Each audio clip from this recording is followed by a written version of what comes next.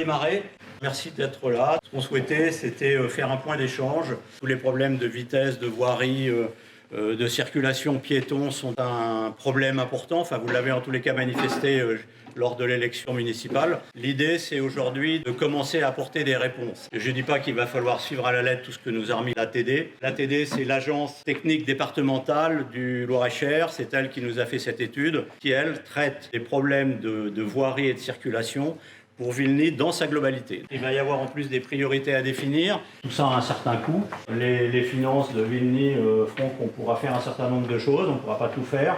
Ou en tous les cas, il faudra l'étaler. Mais il y a une certaine cohérence et une vue d'ensemble qui a été proposée par l'ATD qui me paraît et qui nous paraît intéressante. L'idée de l'étude, c'était pas forcément que de traiter de la vitesse, c'était effectivement de traiter du cheminement piéton dangereux à certains endroits et des problématiques des carrefours. Il y a 2 carrefours qui sont des carrefours qui sont dangereux et de voir comment on pouvait y répondre. Réduction de vitesse et de sécurisation.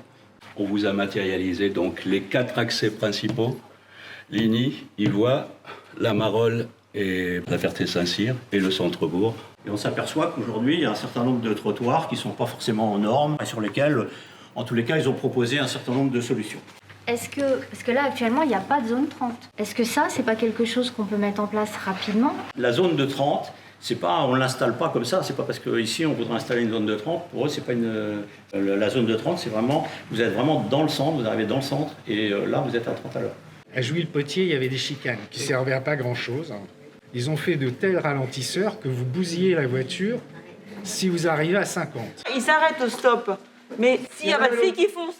Moi, je pense qu'effectivement, le premier des tests, c'est bien celui dont on vient de parler, qui serait ces radars pédagogiques. Je vous en avais parlé déjà il y a longtemps. On avait rencontré il n'y a pas longtemps la sous-préfète, on lui parlait de la vitesse, enfin, de ces problématiques de vitesse, et la préfecture avait envisagé de nous en passer un déjà, nous en prêter un. Il n'y a pas besoin peut-être d'une zone 30, madame, parce que 50, si déjà tout le monde le respecte, je trouve que déjà c'est bien. Quand les gendarmes ils se cachent au long de la cantine, le long des tuyas, une fois, ça en a pris 14 en 2 heures.